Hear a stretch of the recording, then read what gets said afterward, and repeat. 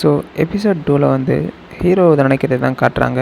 நான் எப்படியும் அவங்கள வந்து ரிவெஞ்ச் எடுத்தே ஆகணும், அதுக்கு நான் ஃபஸ்ட்டு லெவலப் ஆகணும். ஸோ எனக்கு இந்த பிறவியில் கிடச்சிருக்க வாய்ட் ஆட்ரிபியூட்ன்றது வந்து ரொம்பவே பவர்ஃபுல். நான் எதை வேணாலும் நினச்சா கண்ட்ரோல் பண்ண முடியும். ஸோ இதோட பவர் என்னன்ட்டு நம்மளுக்கு ஆன்லைனில் சொல்கிறாங்க. இமேஜினேஷனை ரியாலிட்டிக்கு கொண்டு வரது. ஸோ ஹீரோ சொல்கிறான், ஸோ நான் எதை வேணால் ஈஸியாக இமேஜின் பண்ணால் அது ரியலாக கொண்டு வர முடியும். ஸோ லக்கிலி என்னோடய உடம்பு அடிபட்டிருக்கு. ஸோ ஃபஸ்ட்டு நம்ம இதுலேருந்து ஆரம்பிக்கலாம் அப்படின்னு சொல்லிட்டு ஹீரோ வந்து அவனுடைய ஒரு செல்ஸையும் நினைக்கிறான். ஸோ அவனோட மேஜிக் வச்சு ஹீல் பண்ணுற மாதிரி.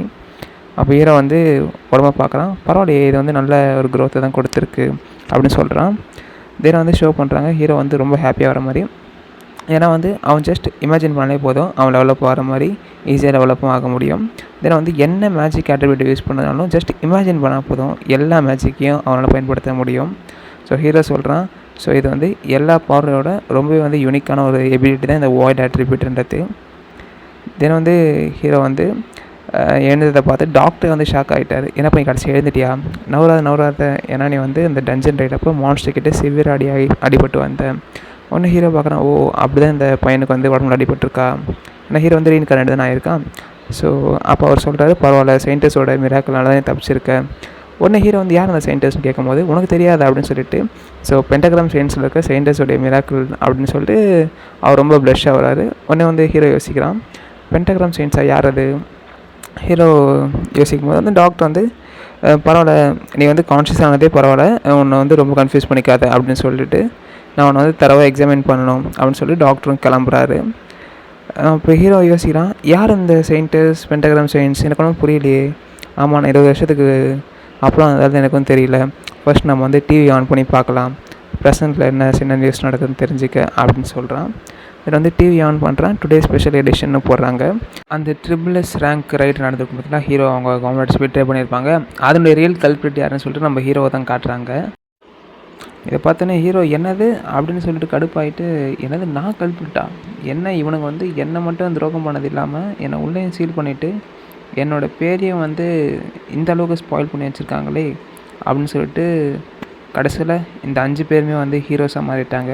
ஸோ இவங்கள தான் வந்து பென்டகிராம் சயின்ஸ்னு கூப்பிட்றாங்க. பரவாயில்ல, நான் எப்படியோ வந்து ஸ்ட்ராங் ஆகிட்டு இவங்க எல்லாரையும் வந்து டிஃபீட் பண்ணுவேன். ஏன்னா இவனுக்கு தான் என்னை வந்து அந்த டஞ்சன்லேயே சேர்த்து சீல் பண்ணணுங்க அப்படின்னு சொல்லிட்டு யோசிக்கிறாரு. பென்டகிராம் சயின்ஸ் சொல்லிட்டு கொலவெறியாக நம்ம ஹீரோ மாற மாதிரி ஷோ பண்ணியிருக்காங்க. ஸோ அதற்கு நான் முதல்ல வந்து ஸ்ட்ராங் ஆகணும் அப்படின்ட்டு ஹீரோ டிசைட் பண்ணுறான். ஏன்னா வந்து இந்த லெவலில் போனால் வந்து என்னால் அவங்க யாரையும் வந்து ஜெயிக்க முடியாது அப்படின்னு சொல்கிறான். ஸோ என்னை பிட்ரே பண்ணவங்க இப்போ ஹீரோஸாக இருக்காங்க, நான் வந்து இவங்களை ஒருபோதும் வந்து மன்னிக்க மாட்டேன். ஸோ இவங்க எல்லாரையும் நான் வந்து நரகத்துக்கு அனுப்புவேன் அப்படின்ட்டு ஹீரோ வந்து நினைக்கிறான். இருந்தாலும் நான் வந்து கேர்ஃபுல்லாக தான் இருக்கணும் சரின்னு சொல்லிட்டு அவனோட மொபைல் எடுக்கிறான். அப்போ வந்து ஹீரோக்கு வந்து ஒரு நோட்டிஃபிகேஷன் மாதிரி வருது. ஸோ அதில் வந்து பென்டகிராம் செயின்ட் இவாக்டு ஹெடாக்கி,